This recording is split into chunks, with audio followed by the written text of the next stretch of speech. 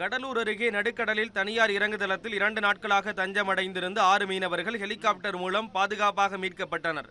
கடலூர் மாவட்டம் தைக்கால் தோணித்துறையைச் சேர்ந்த 6 மீனவர்கள் கடல் சீற்றம் காரணமாக சித்திரைப்பேட்டை அருகே கடலில் கட்டி வைத்திருந்த மீன்பிடி வலையினை எடுக்க 2 படகுகளில் சென்றனர். அதில் ஒரு படகு கவிழ்ந்து விபத்துக்குள்ளானது.